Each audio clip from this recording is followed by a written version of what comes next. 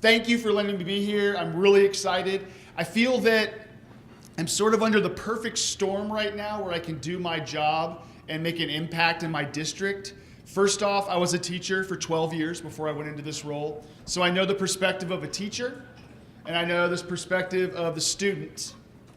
And then I have 2 children, one that's in kindergarten, which I cannot believe, kindergarten, and the principal and her teacher make their money because of her, they call it leadership skills. But then I have a 4th grader who's the opposite perfect angel that sits there, and if he does anything wrong, he's scared to death when he gets home. So I do know that perspective as well as being a parent of having children in a school district right now. And then, my wife always gets mad when I say this, I am actually married to the enemy. My wife is a private school teacher in Dallas. However, she doesn't know I steal so many secrets of how to bash them coming and taking our kids. So that is my perspective, and that's sort of how I think I can help you out on this topic of content marketing. And before I start this presentation, I want to warn the people in the front row. I like to move around, and sometimes I get very, very excited. So have you ever been to SeaWorld and they have like the rows taped off where it says Shamu Splash Zone? Be careful, because you never know, there might be just a little bubble or something, flying your way. I do get very, very excited, so be very, very careful if you're on the front row. But I always start every presentation the same way, and I show a video. Some of you are going to recognize this video. Some of you are not. Some of you might have had TBS back in the 80s and 90s and recognize this. It's still on today if you watch TV Land, but one of my favorite shows of all time.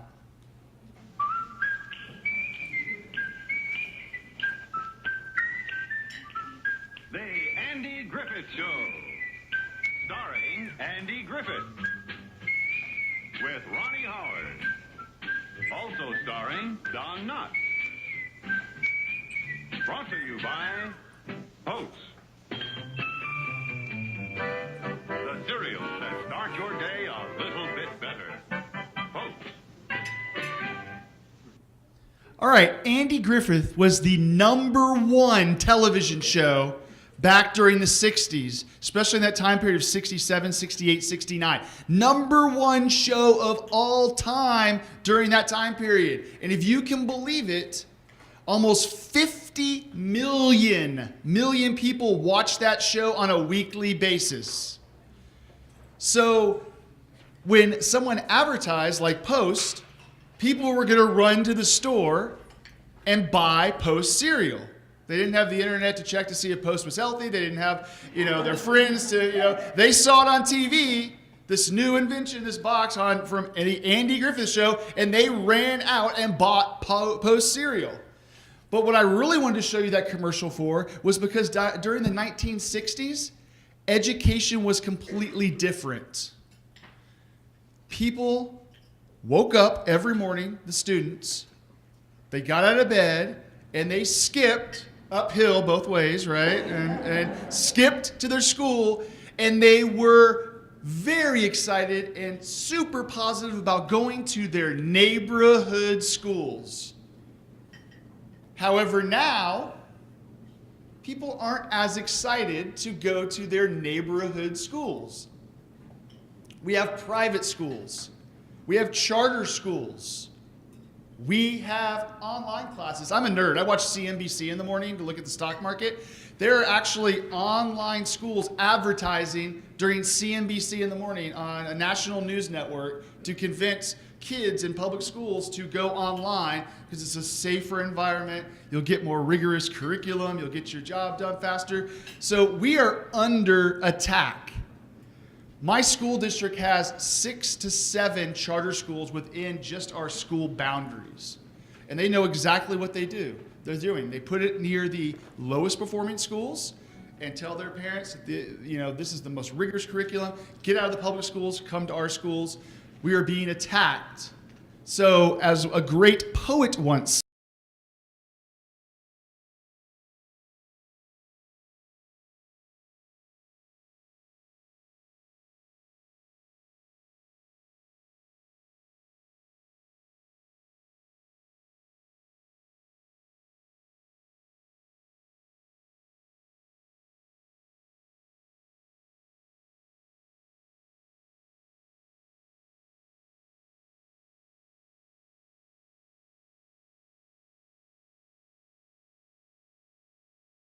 or you're going to sink like a stone. If we don't start doing things differently, if we don't start doing things to market our school district and invest in marketing, I say invest in marketing, then we're going to be in some big trouble because these charter schools have millions of dollars of budgets. These online classes obviously have millions of dollars of budget to be able to advertise. We have to start marketing, but there's ways we can do it without breaking the bank. But let me show you a little bit about why traditional marketing might not be the best route to take when you're trying to develop a campaign for your district. So this is TV again, and I know a lot of us don't advertise on TV, but you'd be surprised in the Dallas area how many do. But if you look at this graph, this sort of gives you a relationship of the fragmented market that is happening each year as we go on and we go into the future. So right up here, the Fonz in the 70s, late 70s, sort of the last golden age of television. The Fonz was pulling in about 32 to 33 million people a week. Still, really, really good. Then what happens when we get to the Cosby age? A little invention called the VCR starts becoming popular in homes. So Cosby, you notice how I put Rudy up there and not Bill. Rudy was only pulling in about 25 million people a week. So a drop. Why? Because people were starting to watch stuff on their VCR. People were starting to get busy.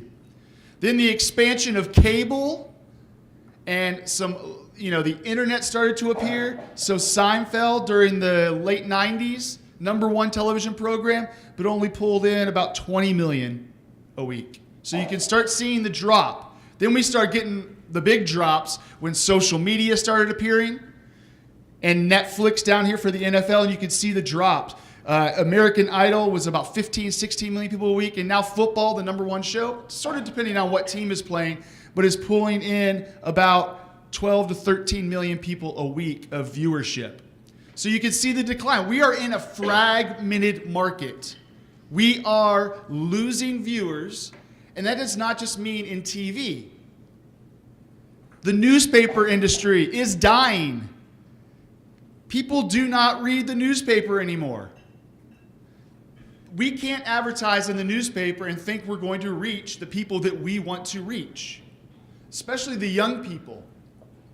And everyone always says, but we're about to do a referendum or a bond election, and all of the old people still read the newspaper, so we have to advertise in the newspaper because they won't vote for our initiative because they all read the newspaper and they don't do anything else.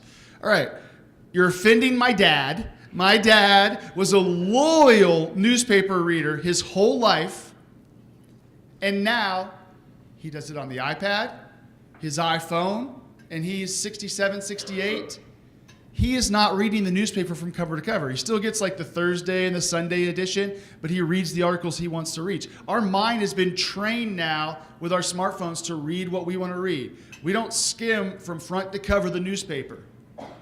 They're not going to see our ads. Billboards, another big district initiative, putting up billboards. Well, if Minnesota is anything like Dallas, here's what Dallas drivers look like when they're driving.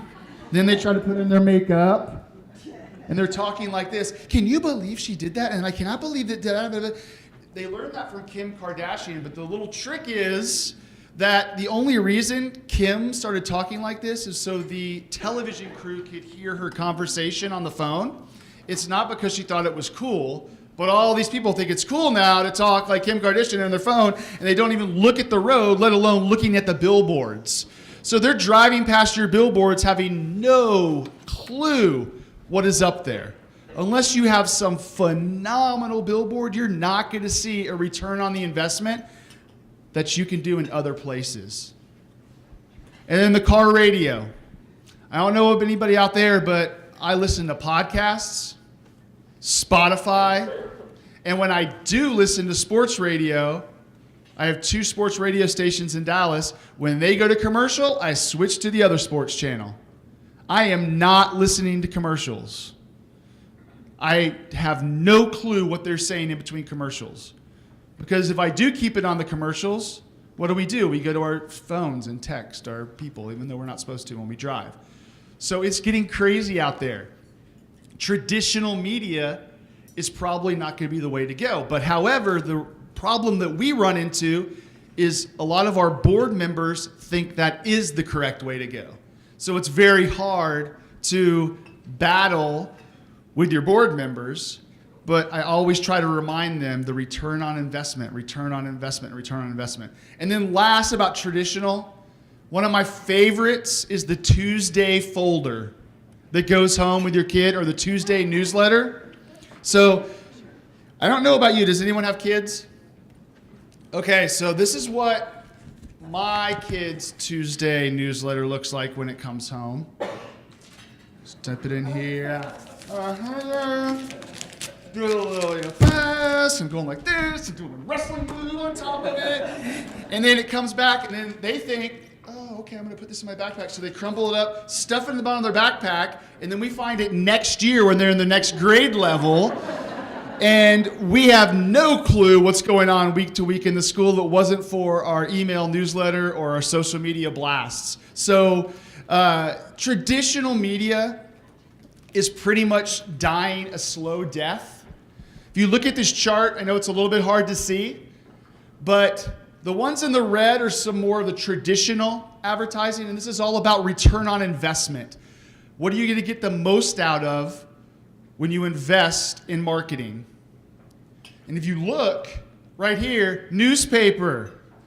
When I first came onto my district, they did an ad in the Dallas Morning News, not even just our local newspaper, the Dallas Morning News every week, spending thousands of dollars every week. I was like, oh no, we're cutting that. And it took a little while to convince the board, but we cut those newspaper ads. It cost $32 to reach 1,000 people with a newspaper ad.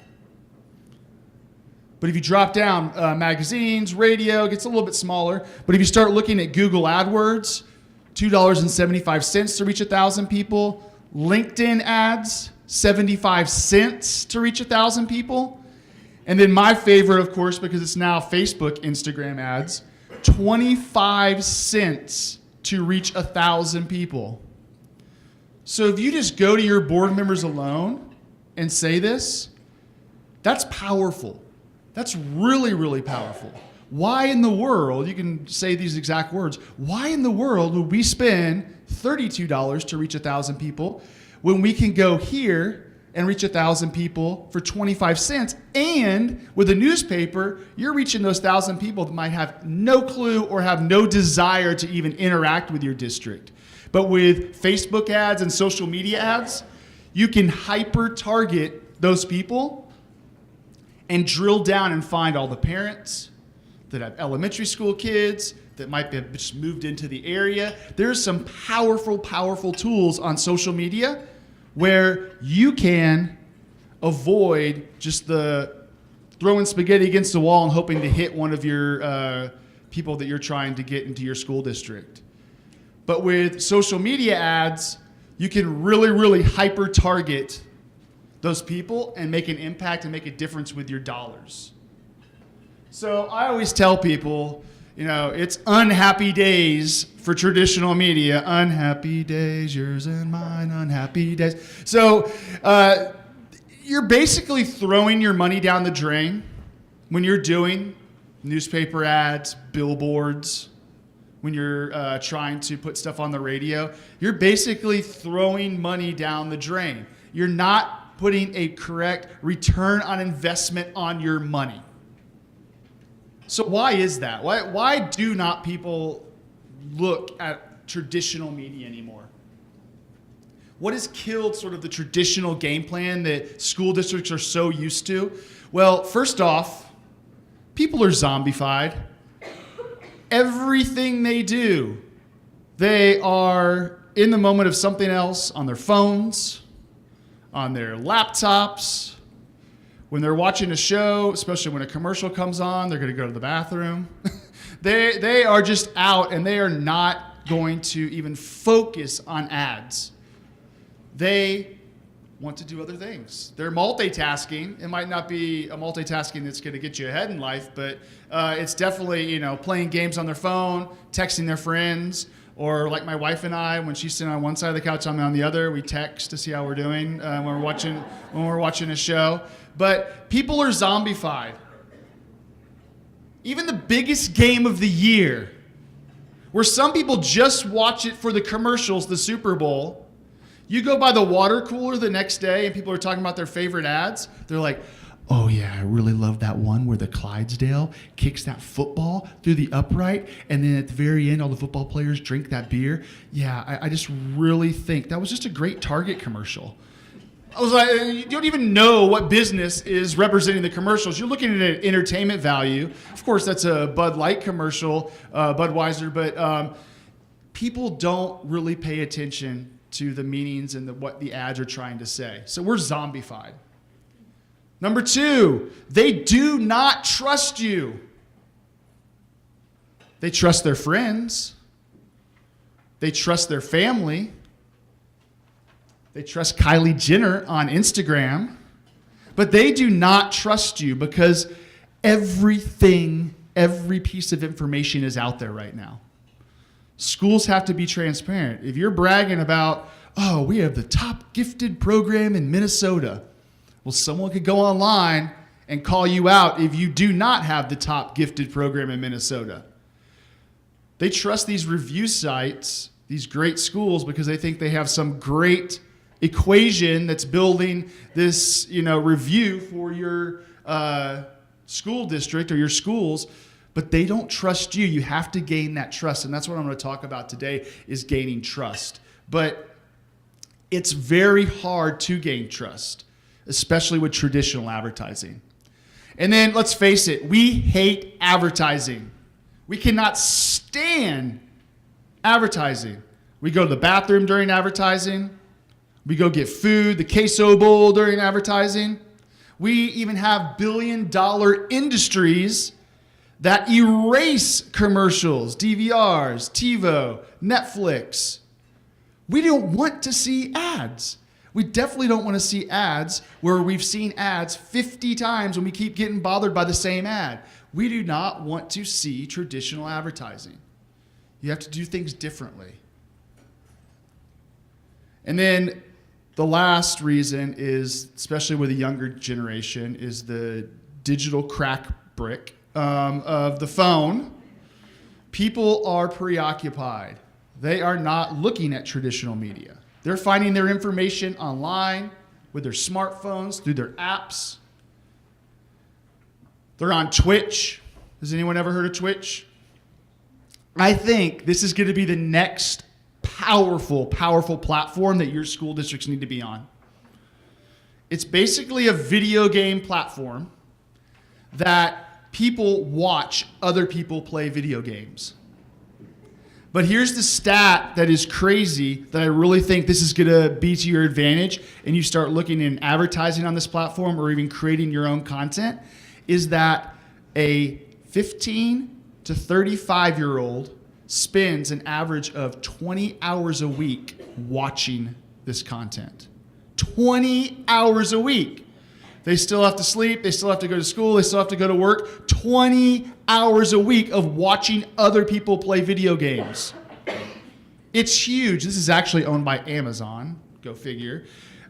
This was bought a couple years ago. It was called Justin TV a long time ago. But they put everything from Minecraft to Fortnite to League of Legends on this. They even have channels called IRL, and this is where maybe you can come in and help your district. It's called In Real Life, where people just post like podcast, video cast, things like that on there, and they have like little shows on there, and those are really, really popular. So to tell you a little bit about how we're going to use Twitch in our school district, we're actually developing competitive video game teams at the high school level. We're doing League of Legends, but we're working with partnership with the universities to provide scholarships because now SMU, UTD, University of Dallas, University of North Texas are all offering video game scholarships for kids to be on these competitive video game teams. So we're going to do that. We're going to have our own Twitch channel of our kids competing in these competitions that they're doing. So Twitch, it's really, really big. And of course, YouTube. We all go to YouTube. They're going there to watch my little girl. Her favorite thing to do is to watch other people play with dolls. Elsia and Anya. That's the spinoff of Frozen created by this mom and her daughter. She watches it. She gets there on YouTube and watches that. And so do our teenagers. They're on there watching all of these platforms like Stampy, Squid, Ninja. They're all out there. They are not looking at traditional media. They are all online. And then, of course, Netflix. Raise your hand if Netflix is your main source of entertainment rather than your TV, your basic channels and TV. Look around the room. That is crazy. People do whatever they can. They like Netflix because there's no commercials. They like Netflix because they can binge the whole show rather than wait until the next week. That's huge. And I go back to YouTube because there's been a massive, massive shift in the way people are getting information. We are not going to the schools to get the information as much anymore. We are not thinking, oh, I live in the neighborhood, I'm going to go to this school. We get as much information as possible before we make a decision. We go on YouTube. We demo cars that we're going to use. We might look at the content of the school. What do the conditions look like in the school? They might not even be watching because you put on some fine arts extravaganza inside your school. They might be looking like, oh yeah, look, there's a leak in that panel up there. They're looking to find out information about your schools, and they're going to non-traditional places. YouTube is powerful. I basically bought my new car by looking on YouTube and Googling all the reviews for it. Didn't really go in. I test drove it once, but I didn't go in and talk with the dealership multiple times. I went online, saw it being driven on YouTube and how they looked at all the different specs. And then I also went to Google and looked at all the reviews. And I basically bought a car without even stepping foot in a dealership. Some of your parents might be doing the same thing with your schools. You need to really know what your content is doing out there and where it's going. I'll tell you a story very, very quickly about the impact of YouTube and how it's really impacted my life and how I sort of realize now, wow, parents are doing this. So my first kid was born. He is about to turn 10, so it was sort of the start of YouTube. And my wife and I were getting ready to go, and the nurse comes in and goes, congratulations, you guys get to go home today. And we were like, look at each other, finally we get to go home. We get to take our kid home. This is such an exciting time. She goes, now, by hospital policy and state law, the nurse is not allowed to put the little baby in the car seat. So I'm going to go clean up your son, and I'm going to bring him back, and you guys are going to put him in the car seat, and you're going to be ready to go. Are you so excited? We're like, yeah. And then she walks out of the room. I'm like, Amy. She's like, what? I go, pull up YouTube. How do you put a kid in a car seat? So we had practiced on stuffed animals, but now this was my first son, a live person that we had to transport home in a car and to be safe. So we looked up on YouTube of how to strap a kid in the car, where to put the little strap. Does it need to be around the chest? Does it need to be a little bit lower? How tight does it need to be? We watched that video before the nurse came back in, and we were pros. So people are going to these platforms to figure things out and look for information. And then, of course, Google. What's the one thing we don't know? If we don't know something about, what do we say? Google it. Google it. Parents, Google your schools. Parents, Google your school district. They might go to Google Maps and see a laundromat disco, but that's a shout out to the guys I was talking to yesterday about the hijacking of the Google Maps. But they are looking at the reviews when they Google you. From Google Maps has reviews, the star reviews. They're going to great schools. They're going to see what pops up first on that SEO. Is it your school district, or is it great schools giving them reviews? You need to be very, very careful. And of course, all the online forums that Google can produce, all the things that are out there, people are going to find out information about your school that you didn't even know. And they're going to find the parents that are telling it how it is, or maybe how they think it is in your schools. So what if Google just one day just went away? What if it just disappeared? Well, think about this. In August 2013, this is a long time ago, so this number is probably even higher. Google actually did go down at 11:47 p.m. So a lot of people were probably in bed, but at 11:47 p.m., Google went down for 5 minutes. It came back up at 11:52, and the study from the internet, the people that study the traffic, internet traffic dropped by 40%. People use Google. How are you perceived on Google? Just be very, very careful about the content you're creating and how you're being represented out there. And that YouTube and Google have really shifted how parents interact and how parents find their information. The parents and community and the consumer is in control. You are no longer in control. You can no longer put out information out there that's not going to be scrutinized, that's not going to be tested, that's not going to need to be transparent, because parents are in control. They can find out whatever they want on Google and YouTube. So you have to be prepared for that to be your district in a good light. And that's why, finally getting to it, why content marketing is so important. And that's what I'm going to talk about today. I really wanted to emphasize, though, before I get started in this, how traditional media is really not serving your best interest. And that the power of the consumer is not allowing you to put out some content that's going to make an impact anymore. You need to find ways that you're going to feed the information they need. So what is content marketing? Some of you might not have ever heard of this. You probably know what content is. You probably know what marketing is. When you push those two together, what does that mean? This is the definition from the Content Marketing Institute, and I will not read all of that, but this is probably the number one source if you wanted to learn more about content marketing. This is the place where it happens. These are the people that first coined the phrase. These are the people that came up with the definition that's used in a lot of the circles in marketing. But the things that really stand out from there are valuable, relevant, and consistent content. And what I mean by valuable is when you put your content out there, is it really helping your parents? Is it really helping your students? Is it really helping your teachers? You can't just sell to people anymore. You can't just sell. Oh, join this club. It's got the best robotics. Blah, blah, blah. You can't do that anymore. You got to feed them down those funnels, the marketing funnels they call it. You have to give them the information. They are so used to finding information that they're not going to buy the first time you tell them to buy. They're going to want to get that information. But if you provide valuable information, that is going to help them and you become the trusted source. Relevant, it's all about knowing your audience. What information do they want? An elementary school parent is not going to want to know probably about the graduation rate in your school district. It's one of the top things that they boast in our school district. We started thinking about it and we did a lot of things. People really don't, especially parents, they don't really care too much about the district as a whole. Now, if you have a small school district, a small community school district, that might not be the case.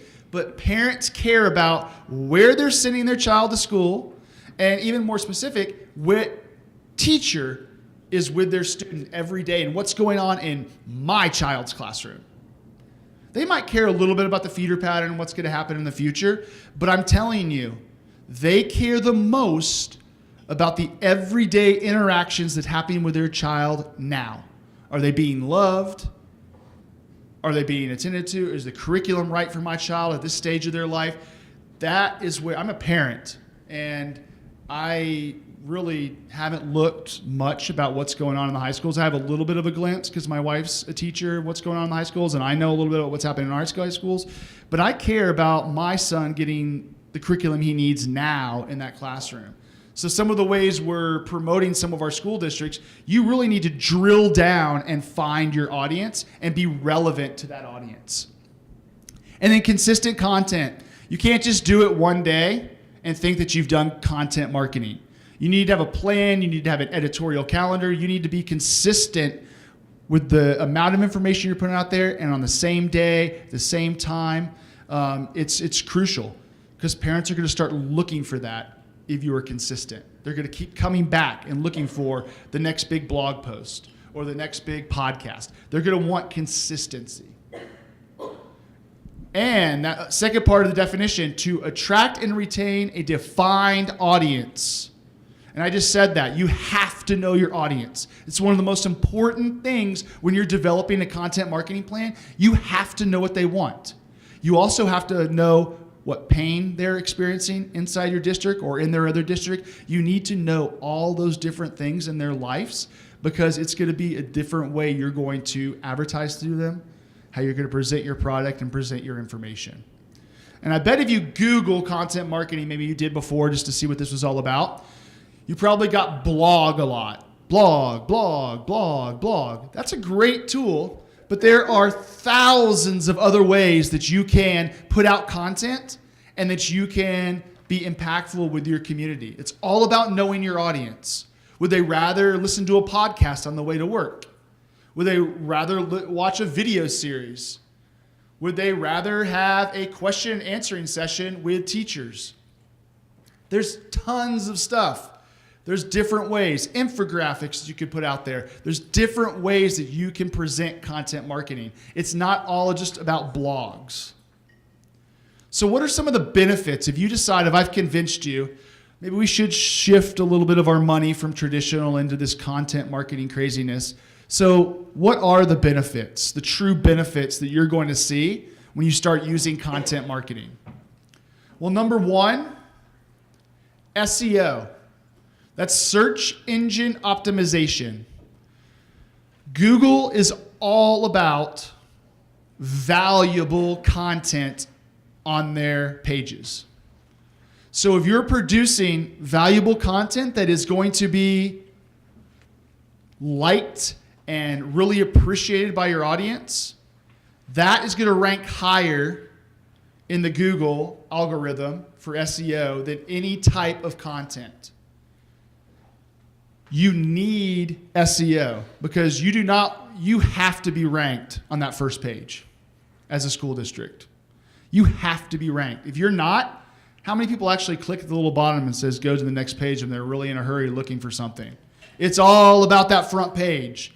Content marketing will help you grow your optimization on Google. And basically being on the first page of Google when someone searches for best schools in Minneapolis, and your school district comes up first, that's big time free advertising.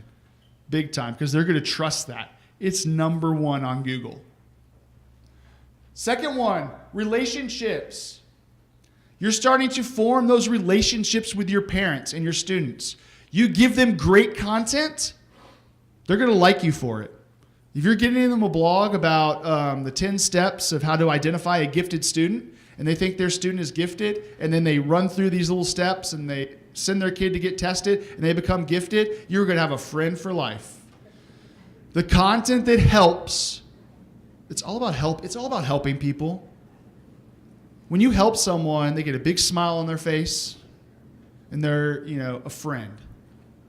It's all about help, help, help. Form those relationships. Then you become the expert on that topic.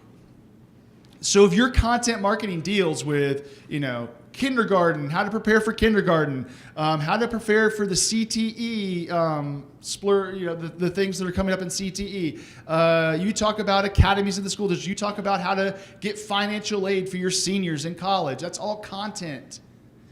They're going to keep going back to you because they loved your content. You are going to become the expert. And when you become the expert, they're going to send their kids to the experts. Everyone wants their kid to be with the experts. It's all about becoming the expert. And the biggest one, by far, is trust.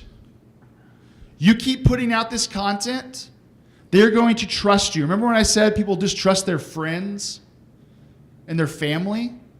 Well, if you give them good content on a consistent basis and it's helping them and it's helping them go through the process of taking their kid to the next level in their education, they are going to trust you. They're going to want to come back and get more and more information from you. They're going to disregard the great schools, because all great schools is put numbers up there. They don't help the parent through the process of putting their kid in school. But if you help them, you gain their trust, that's where it's going to become really, really powerful. And I put this up here. This gives you a little stats about when companies create content that helps. Look at the numbers of how people feel about that content. 61% feel better about a company that delivers content. People spend 50% of their time online looking at content. So you got to have content out there. 70% prefer getting to know a company through articles rather than face-to-face or doing that. So they want to see your content before they want to get closer to you.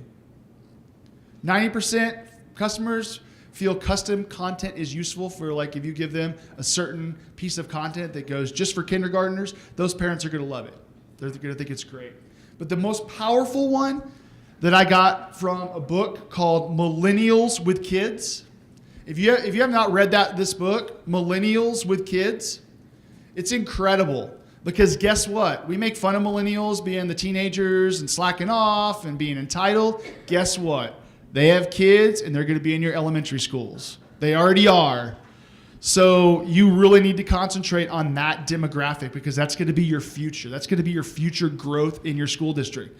But from this book, 71, and this is going to be, a lot of people might gasp when they hear this, 71% of mom and dads say they get their parental advice about how to raise their child from mommy blogs and social media. It is hard raising a kid. How many of you have kids? It's hard, right? I have gray hair. I was also a teacher, but I have gray hair. It's hard raising a kid, especially this day and age with all the stuff going on. Should we let them watch our iPad? Should we let them, how much hours of homework should they have? Are they allowed to, why don't they play outside anymore? My kid can't ride a bike yet. And he's blah, blah, blah, blah. So can you believe how hard it is? You know why it's hard? Because this was at an MinnSPRA conference. My first MinnSPRA conference that I ever went to was in Baltimore.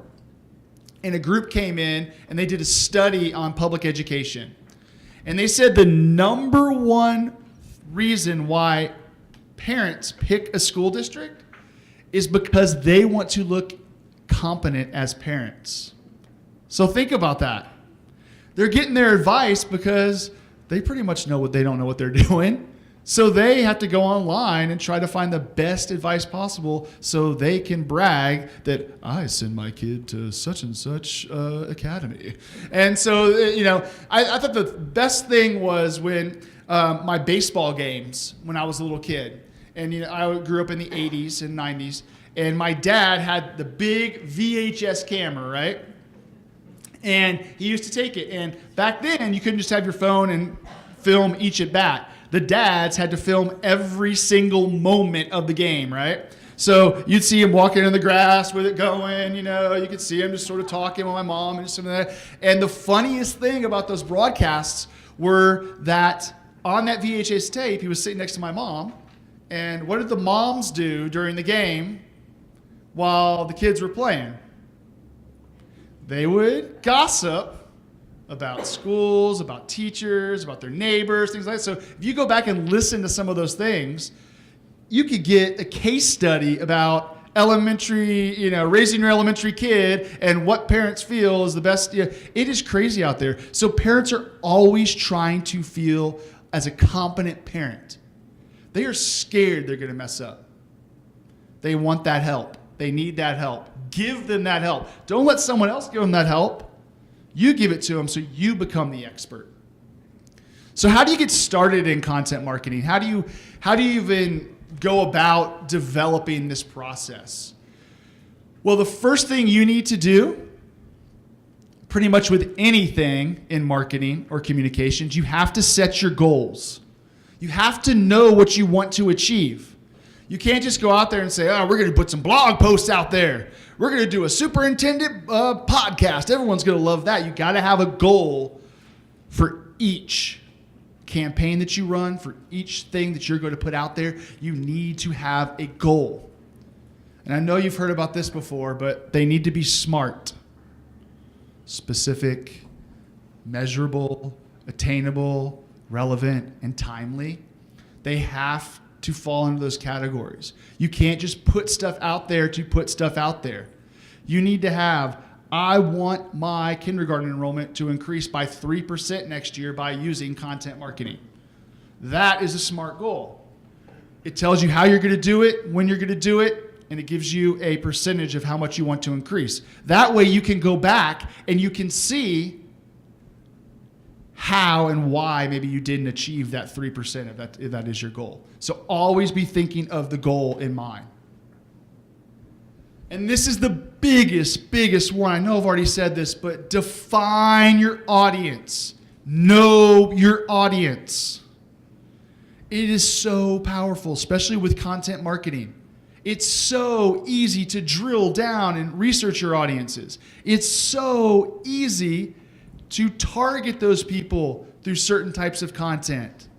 We're not doing, like I said, just blast it everywhere and hopefully someone's going to see it. Do you know how many people drive by a billboard that have no association with your school district?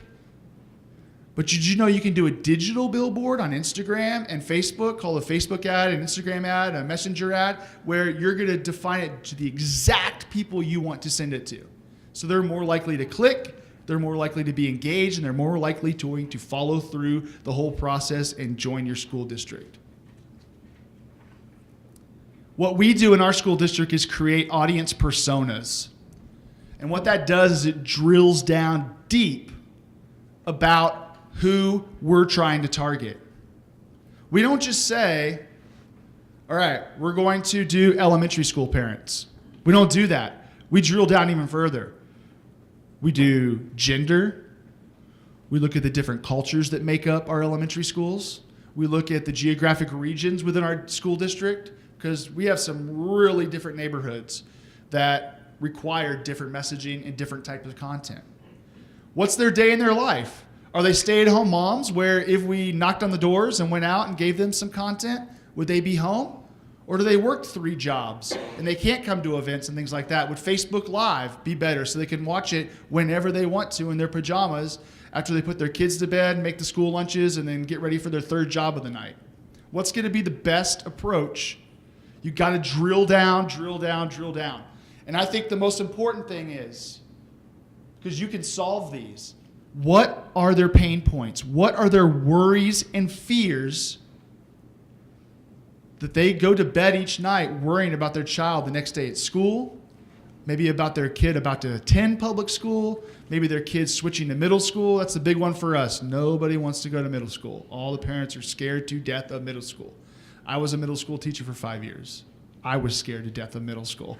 So it is hard. So really figure out who your audience is. What part of the marketing funnel are they in? Have they had experiences with their school? Are they brand new to your community? You really need to define your audience. We have personas. We have about 10 or 12 different personas we make up for each marketing campaign, and we do different content and different types of ads and different types of things to those different audiences. You can't just do a blanket thing anymore, because one person's pain point is not going to be someone else's, and I'll talk about that in just a second. Content ideas and planning. This is the brainstorm part. This is actually the fun part, where you look at your audience data and you look at your audience personas, then you start developing what you think is going to resonate with that audience. We looked at this list, but you could Google content marketing techniques or top content marketing techniques. You can find a bunch of stuff that might work with your audience. Our younger audience, Facebook Live is unbelievable, especially for some of the question answering things we do about the specific grade levels and the specific programs we have. Facebook Live has worked wonders for us. Also, blogs, believe it or not, people still want to read. They love the blogs because they're interactive, and we usually put checklists in there, and we put things that they can use to help their student and to help their child as they grow. But figure out what content is going to resonate with your audience. Is it still going to be email? Is it going to be social media? Is it going to be infographics? You need to figure out your audience. Then next, after you do that, after you do your brainstorm, this is where the content creation comes in. This is where you actually develop your content. You make the schedules. How consistently are you going to post it? Where is it going to be posted at? Your website or a specific blog or on iTunes as a podcast? Is it going to be on YouTube? Is it going to be on Facebook video? You need to know where you're going to post it. It's important. You have to act like a publisher. And I know a lot of you have news backgrounds and work with newspapers, television stations. Think about the process you went through when you created content and you created a story. You just didn't put it out there because it's the morning. You got to have something on Facebook this morning, so you just do it real quick. You got to go through the process.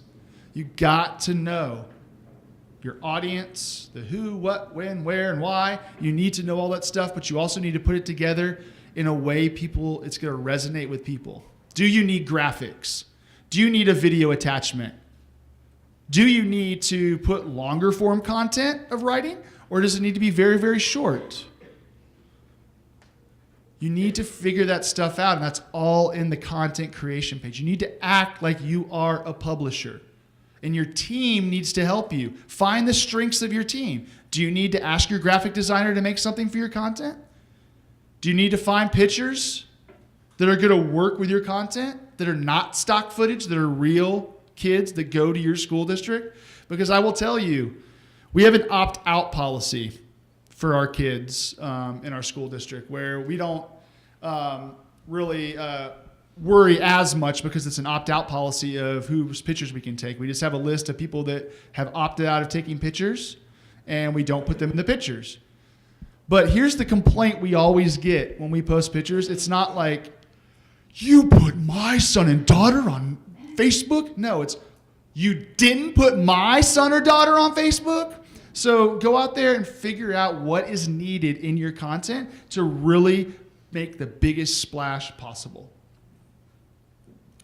And then content distribution. What pipeline are you going to put your content in? Where are you going to publish this? And there's 3 categories that Mario is going to take us on real quick. But the first one is owned. That's going to be your website. That's going to be your blog, your podcast. It's going to be a little bit about social media. However, I'm very hesitant to say that owned, you really own Facebook, Twitter, or Instagram because things change all the time.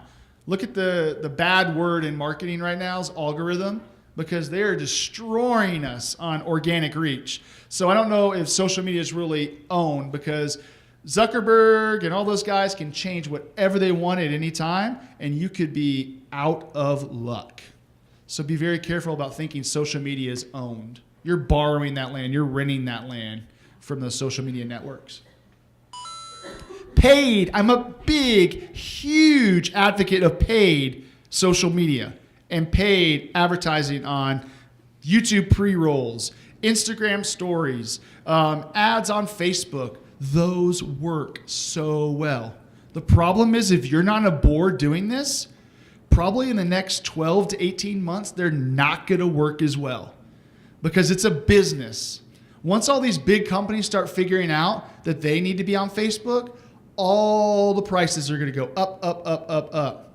This is the perfect time to use that platform, juice as much as you can out of it, to advertise on it, to put your content on it. It works really well. We have seen tremendous success with Facebook ads, Instagram ads, and even Snapchat filters. Before every homecoming game, before the graduation, we create Snapchat filters the kids used. Our last one for homecoming, 48,000 views because they shared it so much and things like that, little filters they put over their pictures. So it's powerful. It's powerful paid. And earn the most coveted distribution channel. Earn. You want other people to share your content. You want your content to be so good that you have people sharing it. This is like the highest thing you can achieve in content distribution. Earn. Your influencers, the people that are really out there making a difference that are not associated with your school district, when they share your content, that is like, oh, it's so important. You want that to happen. You need to figure out ways that it's going to be shareable content because that's powerful. Because it all goes back to that trust. They trust their friends and their family. And when their friends share something, they're more likely to share it. They're more likely to like it. So that earned is the biggest thing that you could do to really contribute to making an impact on your marketing. Okay, fueling the content. I'm getting to it right now. Social media. You have to figure out a way to amplify your content. You need to figure out a way. You can't just put it on a blog and think people are going to show up. You need to put it out there and you need to tell people about it. Fueling the content with social media is probably the best thing you can do. You look at this chart right here. You can look at some of the different platforms that our parents are on. This is probably going to be the biggest platform our parents are going to be on, this little 2 rows right here. Facebook is still king. I know everyone always says, people are leaving Facebook. Nobody's on Facebook. Here's my theory. As long as people have graduations from college, they get engaged, they go on a trip, every month it seems like my friends are going on trips, or they have a new kid that takes his first step, or they got a new dog, or whatever, people are going to be on Facebook. Why? Because they love to brag about themselves. People are not going to leave Facebook. You're going to see people leave Facebook the younger age because it's not cool. But once those kids go to college, what do you think is going to be the connection between mommy and daddy and their grandparents? They're going to get back on Facebook secretly, and they're going to share their content with their family. It might not be sharing it with their friends, but they're going to share it with their family. People are on Facebook. 2 billion people, to be exact, on a daily basis are on Facebook. Don't think that Facebook is dying. You still need to be on there. It's still our most powerful driver back to our website, back to our calls to action is Facebook. Then YouTube, of course, is huge. LinkedIn is not as big because people are still trying to discover, but we have found about recruiting teachers, every college student has to create a LinkedIn page when they're in college. It's like a thing in one of their classes. So we've started to use LinkedIn to contact some of our teachers and some of the things that we've been doing with recruiting teachers. You have Snapchat and, of course, Instagram. And yesterday, a report came out. Instagram just passed Snapchat as the leading app for all teenagers. So they are not using Snapchat as much. They are not on there. They're all going back or staying on Instagram. Our Instagram numbers and our Instagram engagement has gone through the roof the last couple months. But you need to be careful because once Facebook figures that out, they are going to change the algorithm and make it beneficial to get money for their district. Yeah? Can I ask a question? Sure. So Instagram, the kids are really there. Are parents, I mean, I can't see that chart, but are parents really going there? Or are parents still Facebook? Is kind of, I mean, so it's really your audience is in different spots. They're in both places, but I will tell you that more and more parents are on Instagram. I mean, we have a strong parent group that's on Instagram. They'll share all the stories. They're looking for their kids because they know their kids are going to be on there, their pictures of their kids. The kids are on there, the teenagers. What's working very well is all of our high schools have created Instagram pages. Those have gone through the roof in viewership. We also have Instagram takeovers. We allow the students to take over the Instagram accounts. We get about 500 new followers every time we do that. And our engagement, like I said, goes through the roof because the students are creating the content. And it's cool then. If some old guy with gray hair does it, it's not going to be as funny. But I'm pretty funny, so I don't know why they don't like some of my stuff. But Instagram, I think, is going to be the next big thing that you really, really need to be concentrating on. And just like with anything else, everyone always says, our district's never going on Facebook. We're never going to do that. Well, guess what? Everyone's on Facebook. So the same thing's happening with Instagram and Snapchat. My district's never going on Instagram. That's the devil. Well, you are. You're just really behind, and you're losing out on engagement and interacting with your audiences. But you will. You'll be there, just like you're all on Facebook. And your schools don't even block Facebook anymore. So, hey, there. So, but if you look at this, but you have to remember with these stats, Facebook is a business. Mr. Sapp. Mark! Mark! He's wired in. Sorry? He's wired in. Is he? Yes. How about now? You still wired in? Security. You issued 24 million new shares of stock. You were told that if new investors How came much along... were your shares diluted? How much were his? What was Mr. Zuckerberg's ownership share diluted down to? It wasn't. What was Mr. Moskowitz's ownership share diluted down to? It wasn't. What was Sean Parker's ownership share diluted down to? It wasn't. What was Peter Thiel's ownership share diluted down to? It wasn't. And what was your ownership share diluted down to? 0.03%.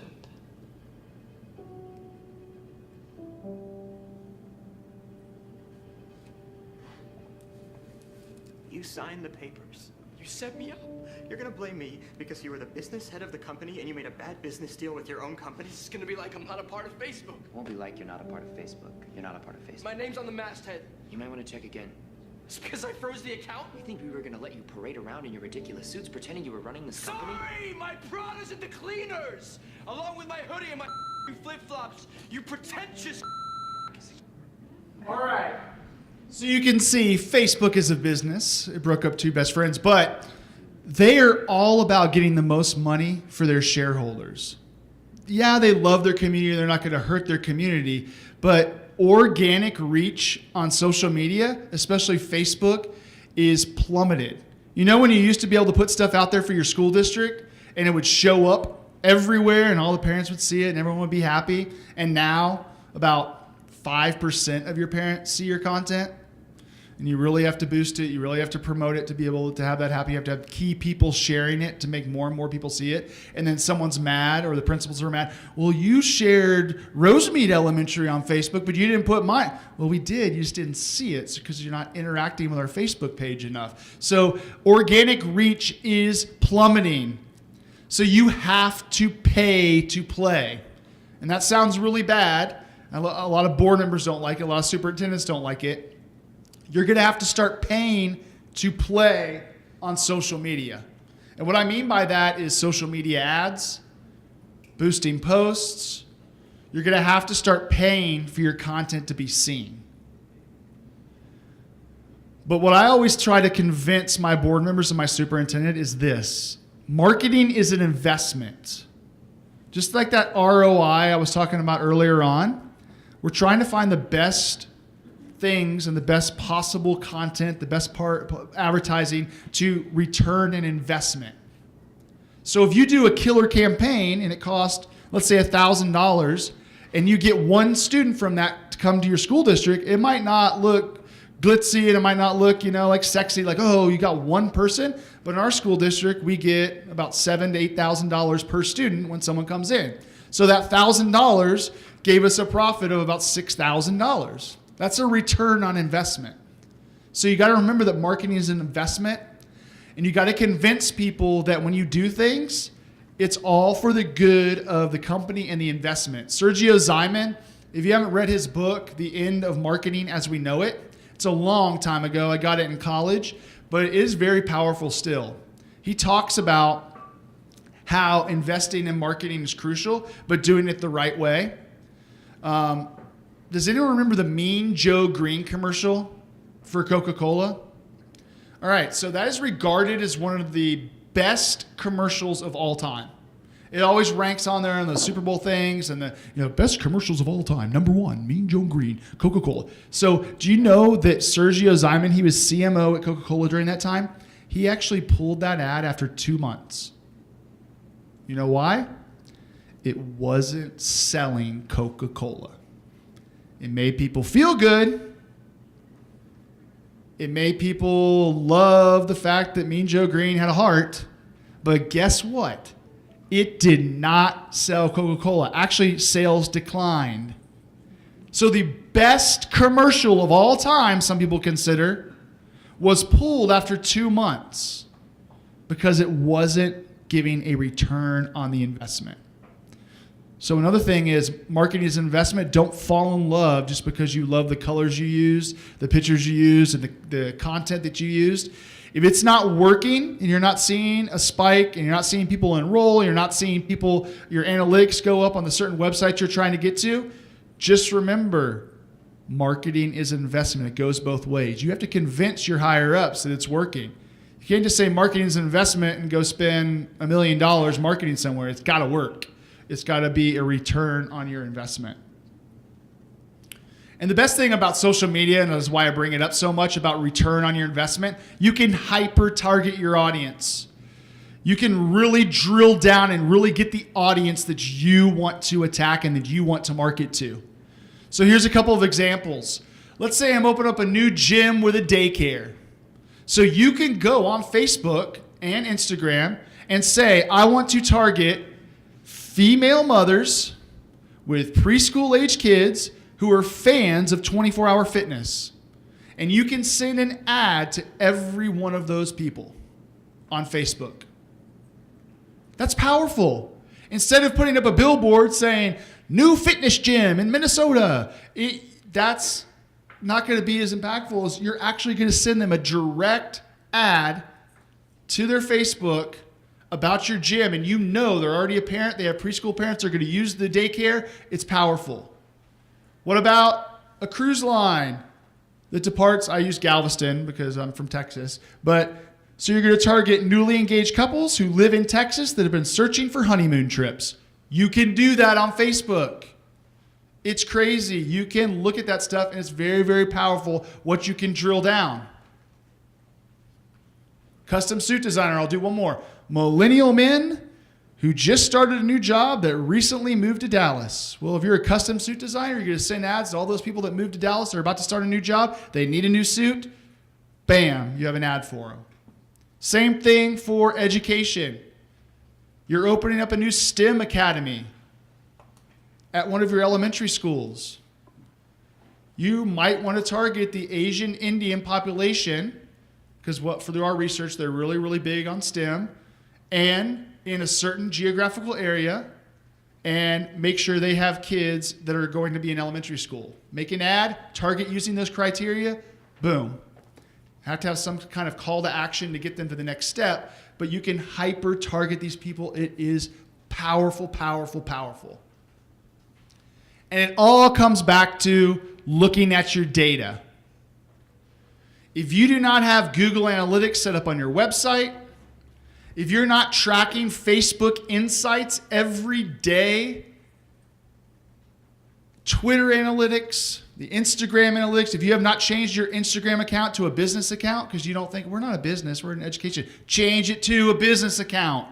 You have to be able to look at those analytics. You have to be knowing what's going on behind the scenes. You have to know what's working. Analytics will redefine everything that you're doing if you look at the correct information. You can look at what type of people are going to your website. You can look at what time of day people are going to your website, how long they spend on your page. You can look at page views, of course. You can look at a whole flow of, okay, they started on this page, then they went to this page, then they went to this page, then they exited. Well, why did they exit there? Let's come up with a hypothesis. It's so much data is out there, and it's free. It is free data. And a lot of people are not taking advantage of that. And especially the Facebook pixel. Put the Facebook pixel on your website, on all of your websites, every page, because Facebook will take that data from your Facebook pixel and they will target people that went to your page. So you can run ads of people that visited your pages. You can even do this. Facebook, I want to run an ad where people went to the application page but did not hit submit on the application. And you can create an ad that says, hey, what happened? You were on our page. You're all ready to go. Hit submit. Your kids could have a wonderful education. Boom, that's an ad. And it will just target the people that went to that page and did not click submit on their application. It's powerful. It is powerful. It is so much you can do. And knowing your analytics and knowing your data is going to take it a step further because you actually get to redo the steps in the content marketing process. Your analytics are going to tell you at what step something went wrong, what step you need to change. Okay, maybe we shouldn't have targeted the Asian Indian community. Maybe we should have targeted the Hispanic community in this ad. Okay, did we put it in the right places? Did we use the right social media ads to drive people to that site? So look at your analytics on every platform. See how they match up. See how you can do a better job creating your marketing, creating your content marketing by using analytics. So I'm going to take you through a quick little examples of what we've done in our district. So this is the true story of 6 strategic communication members who created a campaign for kindergarten. So this is the real world. We're talking about real world examples here. I'm going to show you some of the processes. First, I'm going to talk about our kindergarten campaign that we did. And then I'm also going to talk about how we recruited teachers. So first off, the real world. We wanted to promote kindergarten through content marketing because a lot of our parents had questions. And we wanted to take those questions and develop content around them to help them make the best decision for their child. So our goal by doing this campaign, this is our SMART goal, we wanted to use content marketing to raise kindergarten enrollment by 3%. So that was our SMART goal. So 3%, we thought that was attainable. We thought if we really marketed these programs and really marketed using content marketing, we could get a 3% enrollment boost in our kindergarten people coming into our schools. Because what we thought was, once you get them at kindergarten, you can show them the love, show them the great things that are happening in the school, and they're more likely to stay. So we wanted to capture them young at this campaign. So we had to define our audience. And a lot of times this is the hardest part of developing your content marketing campaign, is defining the audience. So I went out on my own and I did all of these things. Parent interviews. I got parents that were at preschool level, and I went to all the preschools and I interviewed parents. What are you looking for in kindergarten? What are you scared of?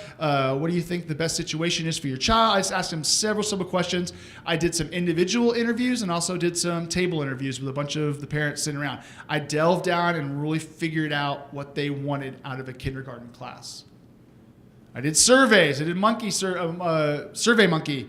And I sent it out to the different preschools, some of our kindergarten moms and dads that are already in our district. I asked them specific questions that might help our campaign. I did teacher interviews, what best place to work, because the one people that the parents trust are usually the teachers. They're not going to trust the principal a lot of times. Sorry, principals, because when they were little, they got sent to the principal's office when they got bad, right? So they trust their teachers in the classroom that are caring and loving for their student every day. So we did teacher interviews. What are you hearing? What's the word on the street? What are parents complaining about? What are they saying is tough about making the transition from preschool to kindergarten? Let us know. Personas, like I said, we developed personas of all of our people. We did roundtables with our PTA and some of our higher ups just to see what they have been hearing.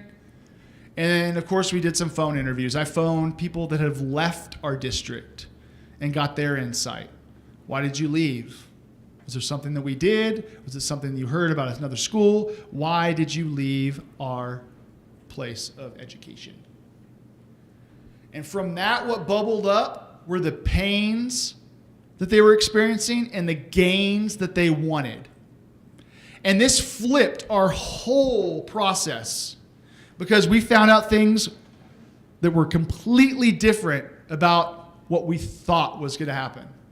So we thought, oh yeah, let's implement rigorous curriculum. Let's do all these high-tech programs. Let's get this really, this stuff rocking and rolling. They're going to love us because we're putting, these big, huge science labs in kindergarten, these big, rocket program, all this stuff. Let's do that. Then when we interviewed all these parents, we found out that the main thing that was causing them not to want to enroll their child in kindergarten was fear.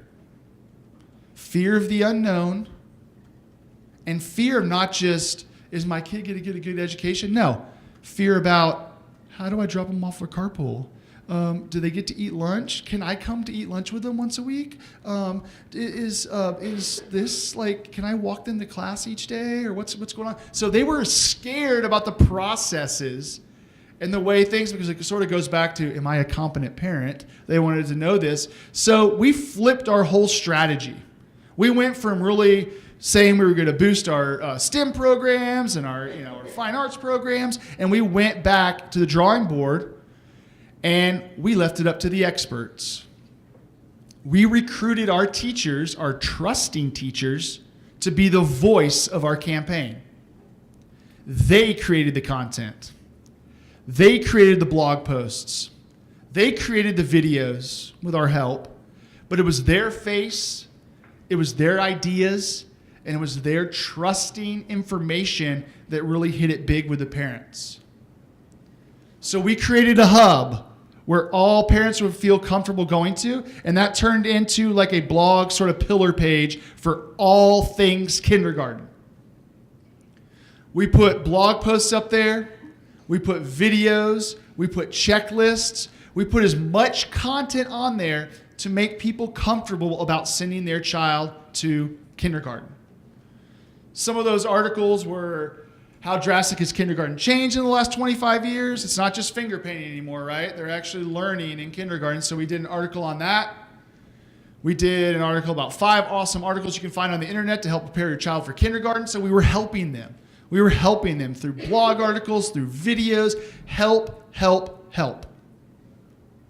And then we began to feed the content or fuel that content through social media. We shared it organically.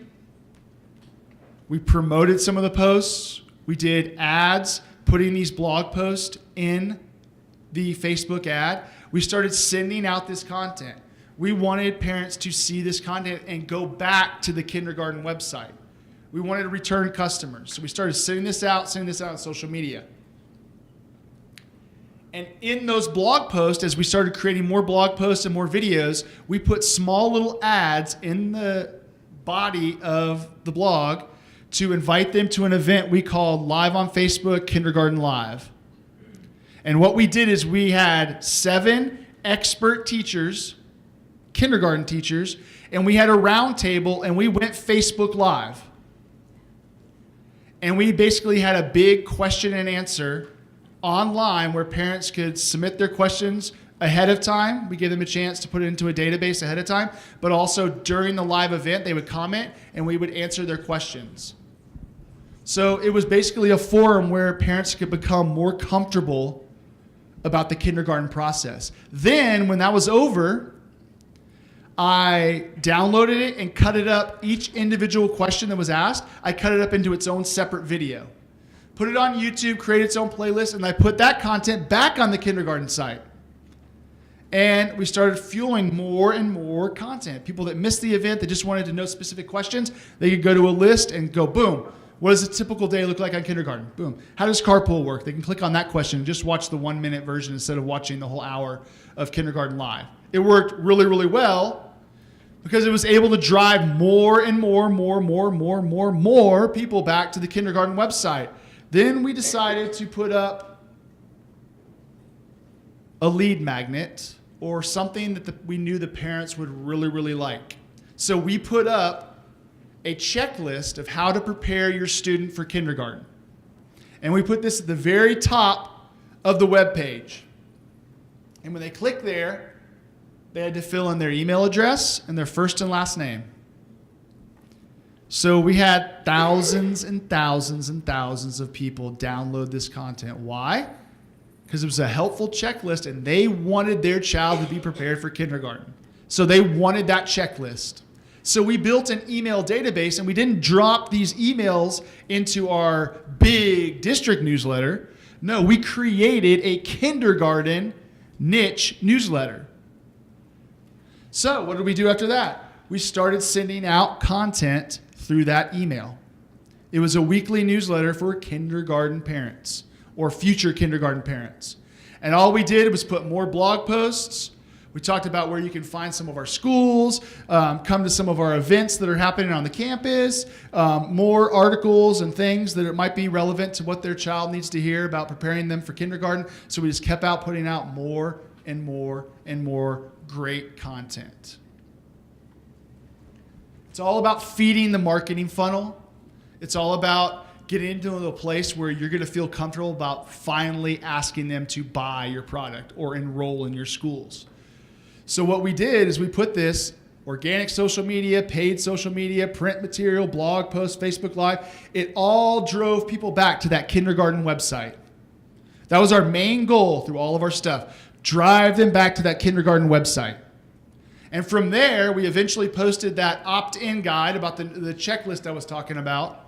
And so many people downloaded that, we were able to have another channel of content going out, a kindergarten newsletter with useful content, invite them to events, remind them of tours happening on campuses. We did teacher profiles and everything right there in this content. Yeah, Andrea? What platform did you use to get the email address? So at the time, MailChimp did not have this part as part of their thing. So we use a thing called Lead Pages. It's leadpages.net that we use. It's only like, I think, $300 a year, and it allows you to create landing pages to do this and to opt in. But now MailChimp has free landing pages that you can use to do the certain type of thing, and it's free with your MailChimp account if you have MailChimp. So landing pages have become very, very popular in our marketing department because we are building these niche lists who we want to contact and who we want to pursue with our content.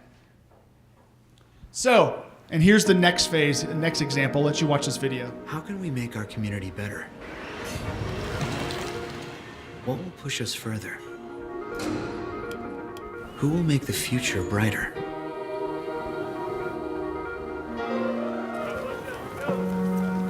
The reason I became a teacher was to have a positive influence on my students. It's important for them to have somewhere where they have a good, strong, positive role model. I wanted somewhere where I could have a home base and feel like I could grow as a teacher, and where I could also have students that were willing to grow and learn with me. Building those relationships and building their confidence is something, that I feel has an impact on kids. Just motivation. So if I can inspire those kids to be better, that's my goal. Welcome to Carrollton-Farmers Branch ISD, an incredible place to learn, teach, and live. One of the highest starting salaries in the surrounding area is just the first of many exciting benefits that provide opportunities to develop your career. Discover your home, share a laugh, and connect with other leaders in the thriving Dallas Metroplex. One of the things that's so great about Dallas is that you have a lot of variety of things that you can do. I'm originally from Sacramento, California, so learning, about the history and culture of Dallas is really cool to me. I've heard so many awesome things about CFB from around Dallas, around the DFW area. When I got here, all of it was completely true. I chose CFB to be closer to family, and also the atmosphere of the staff makes you feel at home. With access to world-class mentors and room for growth, we provide all of the resources and training our teachers need to become the future leaders in education. Just the fact that I have so many people that are there to help me when I need it, it's helping me be a better teacher because I have more confidence in myself. The teachers are so willing to help out. Our administration, they seem super supportive, and so all those things made me want to teach here and stay here. We are creating a family of extraordinary educators who love what they do and are passionate about making the world a better place. Start your teaching journey today by visiting www.cfbjobs.com. So basically what the superintendent came to our department with was the task of, you guys did a great job on the kindergarten campaign. We want help recruiting teachers. HR needs help. So this is the flip side. This is another example of how we use content marketing to develop a platform for future teachers. So what we did, first off, I'm going to go through this one a little bit quicker, but we really started to analyze our target market of teachers that were going to come into our area straight out of college. And of course, it was the millennials. Like I said, millennials get a bad rap, things like that. But what we started to do when we were researching the millennials, of course, a lot of that stuff wasn't true, the stereotypes, but we found out there was categories of millennials. It wasn't just millennials. We had early millennials, recessionist millennials, and millennials with kids. So these two we really concentrated on for our college campaign that we created. We started looking at the early millennials. Earlier millennials are the ones where they grew up during the 80s. They saw their, parents, rah, rah, Wolf of Wall Street, greed is good, let's make some money. Yeah, everyone has a job. Boo, yeah. And they were all sort of the more relaxed and a little bit more crazier millennials. But the millennials you're starting to see now coming out of college, they're going to become your teachers, are the recessionist millennials. These are the millennials that grew up during 9/11. They grew up during the Great Recession where they saw their parents lose maybe 1, 2, 3 jobs in 1 year. And they are a completely different set of people. They're a little bit more conservative, maybe not necessarily on their dress, but they're a little bit more conservative. But they pride themselves on culture, finding the best work environment. And I'll show you some of the things that they really told us they wanted, and through the research they wanted. First off, a job with a purpose. 9/11 really shook them through a loop. They want to have a job where they can make a difference and they have a purpose every day when they go into that job. So first part of our campaign was really sharing and showcasing the purpose of becoming a teacher and becoming really a good person. Then opportunity for growth and interest in the work. They want leadership opportunities. So we put things in place in our district, sort of a spin on content marketing where aspiring principals, aspiring leadership, aspiring assistant principals. So we had professional development set up through the year where they met on a consistent basis of learning about becoming a principal and becoming a better educator. So it's all about growth. Then company culture. And we took that a step further because we felt that this is a huge time in their life. Huge. They were about to start their new job. So company culture also goes around friend culture, community culture. So a lot of things that we built, a lot of things we put into place were all about the community and really about how to make it as a new person, new job without your parents paying for your stuff. So we use that to our advantage. And then money and stability, it's about salary still. They want money and they want stability. They saw their parents lose a bunch of jobs. They want that stability. But what we did is we sort of took a spin on the kindergarten blog and page, and we created a site called Teaching in Dallas. And you notice it doesn't even really advertise our school district. That's the ultimate content marketing. Not selling anything, but giving out valuable information. So we set up this page for anyone that was interested in teaching in Dallas, and we posted articles, everything from classroom management to stylish clothes to wear as a first-year teacher, where to eat in the Dallas community where you can meet new people and eat. We even have like things to do and events that are happening in all the communities, things that are happening in Dallas. And then we have content marketing down here. 10 reasons to teach in Dallas, the benefits. Then we started to sneak in a little bit about our school district, who is CFB, upcoming events, how to get education credits. And then right there, Dallas teaching jobs. We had a little thing on there. So they came for the content, like, oh, what kind of skirt should I wear and how much money should I spend, to be a teacher? What do they wear? Are they allowed to wear yoga pants in the classroom? So, but then we put that down there. And guess where that link goes? Does it go to all the Dallas teaching jobs in all of Dallas-Fort Worth? No, it goes to Carrollton-Farmers branch teaching jobs because we took the time to give you all this content. There's actually a lot more, like best barbecue places. So there's a bunch of content on this page called Teaching in Dallas. So we advertise this with the college students that want to come back to Dallas to teach. and it's basically a hub where they can interact with different people and interact with people that are like them and get tips of how to become a teacher, how to dress like a teacher, how to interact and things like that. It's a great concept, and it's just fueling that content that they want to see to make us the trusting source in education, and hopefully they're going to choose our district to really grab onto and really join as a district. And it's all about this theory, the kindergarten thing, the college recruitment thing. It's all about jab, jab, jab, right hook. Does anyone know who Gary Vaynerchuk is? He's this real hyped up marketing guy. He's worth $500 million, but he basically tells it how it is. He gives his opinions. And he wrote a book about 5 years ago called Jab, Jab, Jab, Right Hook.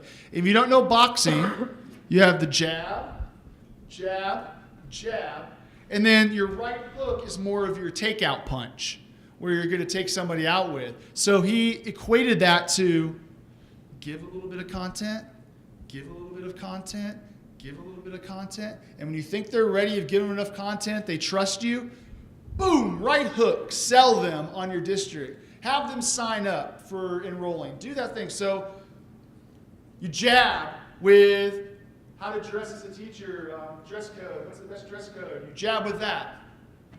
You jab about the checklist for the kindergarten parent that's trying to figure out how to send their kid to kindergarten. The checklist, you jab with that.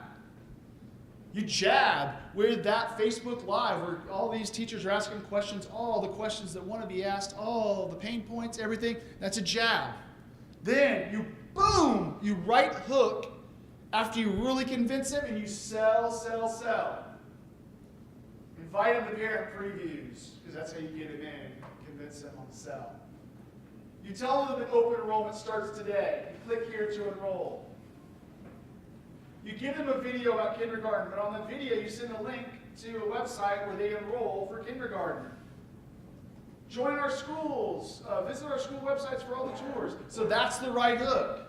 Give them something they want. Give them something they want. Give them something they want, and then boom, give them something you want. It's a trade-off. You gave them a bunch of content, a bunch of content, a bunch of content. Now it's your turn to ask. So real quick, everything's about driving them to the next part of the customer path. We really want them to go down that funnel. That's what content marketing does. It makes them go through that process, and it sort of convinces them in a trusting way that you're the best source, so they're going to come with you and enroll in your district. Some companies that are really doing a good job on it, Red Bull, that is a media company hidden behind an energy drink company. They have Extreme Sports television station. They have their own magazine. They have their own record label. It's all about putting out content about the atmosphere and about the people they're trying to hook. They spend billions of dollars on media to get people to eventually drink their drink. So they're a media company hidden in a drink company. Lego, who saw the Lego movie? That was one big, huge content marketing ad. If you think about it, the movie was about Legos and kids playing with Legos and Legos, Legos, Legos. What happens when you go out after you watch that movie? Your kids want to buy Legos. It worked. Not only did it make them a lot of money in Hollywood, but it sold billions and billions and billions of Legos. That's content marketing. Cleveland Clinic, I won't go into much detail, but they write a fabulous blog, and they've been writing it for years. And actually, they had to spin off their blog into a separate company because it was making so much money. It was basically like health tips and how to stay healthy. So they have like a 15-person staff that just works on their newsletter and their blog about, and this came from a hospital in Cleveland. So it's crazy. Content marketing works. But I will say this. She's actually a graduate of CFBISD, where I come from. She's a very famous marketing speaker. Her name's Shama Hyder. She always says, it's good to go into digital media, but you also need to blend digital and traditional. And just because I said traditional was trash, there are creative ways where you can use that and use that to your benefit when you blend it and use digital platforms and the content marketing. So it's all really about the omni-channel experience. And what I mean by that, if you don't know what omni-channel is, it's about blending every step of the touch point process to get people to buy your product. And in the end, here's some of the trends I see coming up in social media and content marketing. My last minute. Customer service is huge. You got to use your platforms not only for putting out content, but to answering the pain points of your people. If someone puts a comment on that there, you need to answer it and you need to help solve their problem. If someone messages you through Facebook, get to it within 24 hours. Use that as a customer service tool. Micro-influencers, find out the people that are big in your community that are going to make a difference. Have them share your content. Have them be your ambassadors. Instagram stories, if you're not on Instagram, you're doing the stories, do it today. High engagement. Twitch, I already talked about. Facebook events, something as simple as Facebook events, but did you know Facebook did a commercial last month that actually advertised Facebook events? If they're putting money behind it, that means they're going to put money behind it to show it to more people. Facebook events work. Voice search, the top gift the last 2 Christmases was the Alexa, the Amazon Echo. It's going to get more and more powerful as people use search, voice to search. You might want to come up with an app that, what's happening in Minnesota public schools today? And then Alexa tells you all the events going on, all the things. So look into that. I think it might be powerful. And then, of course, video content. That's pretty much all I have for today. And if you want to get with me, make sure you can email me and you can ask me more questions. That's my Twitter handle down there. I know a lot of you prefer more on the Twitter. This will be my website for at least 1 more week. I'm actually creating a new website, but it will have links on there with all my blog articles and things like that. But you can find out some good tips. I share tips, videos, and everything on there. So I really appreciate you having me. And I don't know if there's time for questions or not. Probably not. No. Yeah. But you'll be around. I'll be around. I'll be hanging out. So thank you so much. Thank you.